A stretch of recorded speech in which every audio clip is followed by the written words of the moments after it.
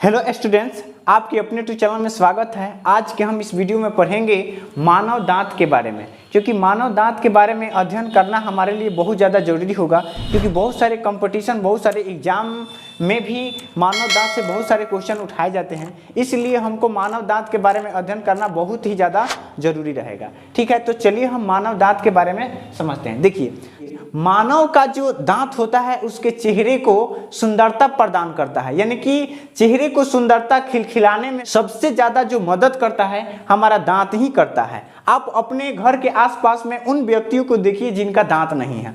आपको इस तरह के व्यक्ति कौन से नजर आएंगे? वैसे व्यक्ति नजर आएंगे जो 50-60 के ऊपर होंगे, जिनका मुंह का दांत टूट गया होगा। उनको एक बार देखिएगा, उनका चेहरा कैसे दिखाई देता है। ठीक ना, ऐसे गाल वगैरह अंदर की ओर धंस जाएगा। ठीक ना, अगर आप जवान भी हैं, अगर आपके मुंह में दांत नहीं रहता है तो अंदर की ओर पूरा ये गाल धंस जाएगा। तो इससे हमको ये पता चलता है कि मानव जो दांत है उसके चेहरे को सुंदरता प्रदान करने में बहुत ज्यादा भूमिका निभाता है। ठीक ना, किसी लड़के और किसी लड़कियों का अगर दांत बाहर की तरफ होता है तो उनको तो बहुत मतलब क्या पता है, यानी कि शोक के मारे तो मतलब दुबरा जाता है, सब दुबरा जाती है सब। ठीक ना, तो इसलिए दांते जो हैं बहुत ही ज़्यादा सुंदरता प्रदान करने में मदद करता है। साथ में साउंड यानी कि वॉइस निकालने में भी बहुत ज़्यादा भूमिका निभाता है। ठीक ना, अगर दांत ना रहे तो शायद बहुत सारे ऐसे जो बातें हैं हम नहीं कह पाएंगे। जैसे कि बुजुर्गों को आप देखे होंगे कि अब उन बुजुर्गों के देखिएगा जो अष्टजाम वगैरह गाते हैं जिनके मुंह में दांत नहीं है।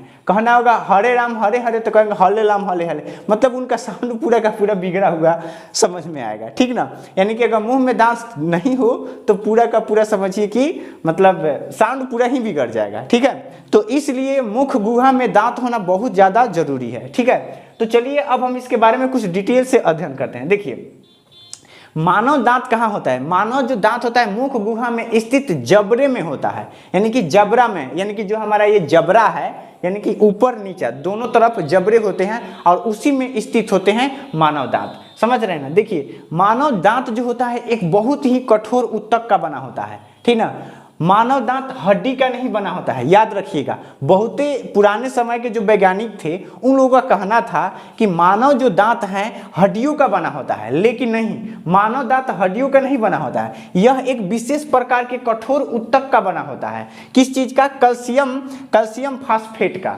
मानव दांत कैल्शियम फास्फेट का बना होता है और एक बहुत ही कठोर ऊतक होता है। ठीक ना, तो आप कभी भी भूल करके भी नहीं कहिएगा कि दांत जो है हड्डियों का बना होता है। दांत क्या चीज का बना होता है? कैल्शियम फास्फेट का बना होता है। इसमें सबसे ज्यादा इसी का मात्रा रहता है। ठीक ना, देखिए, दांतों का जो अध्ययन है ओडोंटोलॉजी कहलाता है। ठीक ना, अगर आपसे कोई भी पूछता है कि दांतों का अध्ययन क्या कहलाता है तो आप तुरंत बताइए कि ओडोंटोलॉजी कहा जाता है। ठीक ना, यानी कि इसको कहते हैं दांतों का अध्ययन। ठीक ना, मनुष्य को अपने जीवन में 2 बार ही दांत निकलते हैं, इस बात को भूलिएगा नहीं। मनुष्य के जीवन में, पूरे जीवन भर में उसको मात्र 2 बार ही दांत निकलते हैं। कौन कौन से दांत निकलते हैं? तो एक दांत निकलता है अस्थायी दांत होता है। देखिए यहाँ पर लिखे हैं। ठीक ना, अस्थायी दांत जिसको हम दूधे के दांत कहते हैं। अस्थायी के मतलब वो निकलना और टूट जाना, उसका कोई ठीक नहीं है। ठीक ना, वो रहेगा और नहीं भी रहेगा। ठीक ना, तो अस्थायी दांत होता है जिसको हम दूधे के दांत कहते हैं। ये मैक्सिमम बच्चे में निकलते हैं, लगभग 5 से 6 महीना में दांत निकलने लगते हैं अस्थायी दांत, और 8 से 9 साल, 10 साल, 12 साल, 14 साल में ये दांतें क्या होती है? गिर जाती है। ठीक ना, और वहां पर ही जहां पर दांत गिरते हैं वहां पर ही अस्थायी दांत निकलते हैं, जिसको हम कहेंगे अस्थायी दांत। तो मानव जीवन में 2 बार दांत निकलते हैं। एक बार कौन से दांत निकलते हैं? अस्थायी दांत निकलते हैं, जिसको हम दूधे की दांत कहेंगे। ठीक ना, और इसकी संख्या 20 होती है। ठीक ना, ये 20 होता है, यानी कि मानव जीवन में 20 ही ऐसे दांत हैं जो कि टूटते हैं। ठीक ना, जिसको दूधे की दांत कहते हैं, और फिर उसी जगह नए दांत उगाते हैं, जिसको अस्थायी।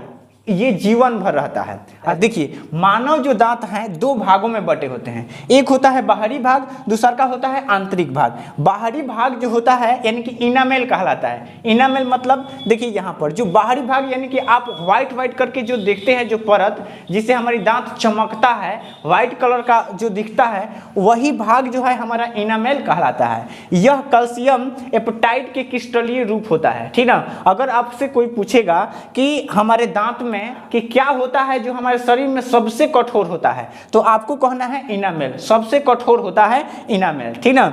और आंतरिक भाग जो ज्यादातर करके होता है, जो हमारा आंतरिक भाग होता है, अंदर की भाग जो हमारा क्या कहलाता है, डेंटाइन कहलाता है। क्या कहलाता है? डेंटाइन, जो कैल्शियम फास्फेट के बने होते हैं, ठीक ना। हमारी दांत, अगर कोई इस तरह से पूछता है कि हमारी दांत किस चीज की बनी होती है, तो आपको कहना है, सिंपल सा जवाब देना है कि कैल्शियम फास्फेट की बनी होती है। लेकिन अगर कोई पूछेगा कि हमारी दांतों का जो व्हाइट जो प्रदान करता है वो किसके कारण होता है, यानी कि इनामेल के कारण होता है, ठीक ना। और ये बाहरी आघातों से भी बचाता है, ठीक ना। ये इतने कठोर होते हैं कि कोई भी इस पर थोड़ा सा आघात करने पर इस पर कोई फर्क नहीं पड़ता है, ठीक ना। देखिए यहाँ पर जो डेंटाइन होता है दांत के दूसरी भाग होता है, आंतरिक भाग होता है, और ये सबसे ज्यादा पाए जाते हैं। इसमें कुछ मज्जा गुहा पाई जाती है और साथ में मसूड़े। दांत जो है मसूड़े में जुड़ी होती है। मसूड़े मतलब जो आपके मुंह में जो गुलाबी गुलाबी करके जो दिखाई देता है, जिसमें दांत फंसा हुआ रहता है अंदर की ओर, तो वो आपको मसूड़े कहलाते हैं, ठीक ना। दांत यानी कि 3 भागों में बटे होते हैं। एक होता है शिखर होता है, दूसरा का यानी कि ग्रीवा होता है, और एक होता है जड़े, यानी कि 3 भागों में दांत होते हैं। यानी कि जो ऊपर हवा में रहता है, यानी कि उसको हम कहते हैं शिखर कहते हैं, दांतों का शिखर कहते हैं।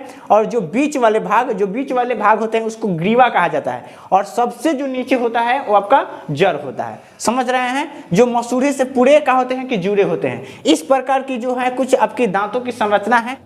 देखिए जहां तक बात किया जाए मनुष्य में जीवन काल में दांतों की संख्या, तो मनुष्य में जीवन काल में दांतों की संख्या जो होते हैं 52 होते हैं। कैसे, इसको चलिए समझते हैं। देखिए सबसे पहले बच्चे में जो दूधों की दांत जो होता है, यानी कि दूधा की दांत जिसको हम कहते हैं, वो 20 होती है। वो लगभग में यानी कि 6 महीने के करीब में बच्चे में निकल आते हैं, और 10-12 साल के उम्र में क्या होते हैं कौन सी की, ये टूटने लगते हैं, टूट करके गिर जाते हैं। और जहां पर ये टूट करके गिरते हैं वहीं पर यानी कि अस्थाई दांत निकलते हैं। तो बताइए मनुष्य में दांतों की संख्या कितना होता है? 32 होता है। और 32 में से और 20 टूट करके फिर वहीं पर निकल गया तो कितना हो गया? 32, और टूट करके निकला कितना? 20। तो दोनों को ऐड करेंगे तो कितना होगा? 52। तो अगर आपसे पूछा जाएगा कि मनुष्य के जीवन काल में दांतों की संख्या कितना होता है, तो आपको कहना है 52। अगर इस तरह से पूछा जाएगा कि मनुष्य में दांतों की संख्या कितनी होती है, तो कहना है कि 32। ठीक है, चलिए अब हम क्या करते हैं, कुछ दांतों के प्रकार के बारे में समझते हैं कि दांतों का प्रकार क्या है।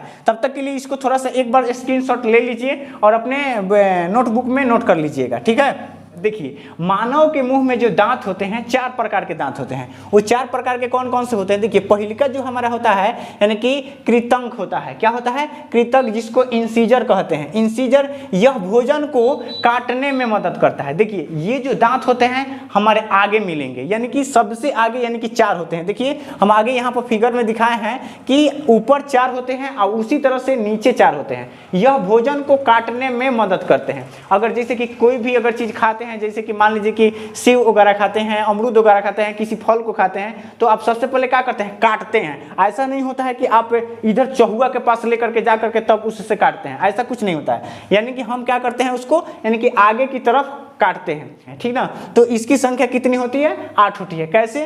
तो ऊपर 4 और नीचे 4, कितना हो गया? 8। अगर आपसे पूछा जाए कि इंसीजर की दांतों की संख्या कितना होती है, तो बताइएगा 4 होती है। उसके बाद दूसरा का जो हमारा होता है रदनक होता है। क्या होता है? रदनक, यानी कि ई फाड़ने का काम करता है, जिसको केनाइन कहते हैं। क्या कहते हैं? केनाइन, इसको अंग्रेजी में कहते हैं। यह भोजन को फाड़ने का काम करता है। अगर कोई भी अगर चीज को खा रहे हैं, मुंह में रख रहे हैं, तो फाड़ने का काम कौन करता है? कौन करता है? यानी कि रदनक, जिसको केनाइन कहेंगे। ठीक ना, और इसकी संख्या जो होती है 4 होती है, यानी कि 2 इधर और 2 नीचे, यानी कि 2 ऊपर और 2 नीचे होता है। ठीक ना, और ये लंबा और नुकीला टाइप के होता है। ठीक ना, यह किसी भी भोजन को क्या करता है? कौन सी की फाड़ने का काम करता है। ज्यादातर करके देखिएगा कि कुत्ते में, शेर में, बाघ में उन लोगों का दांतों देखिएगा, यानी कि जो केनाइन है लंबा लंबा होता है। ठीक ना, और वो भोजन को फाड़ने में ज्यादा मदद करते हैं, क्योंकि उन लोग जो भोजन करते हैं ज्यादा करके फाड़ने का काम आता है।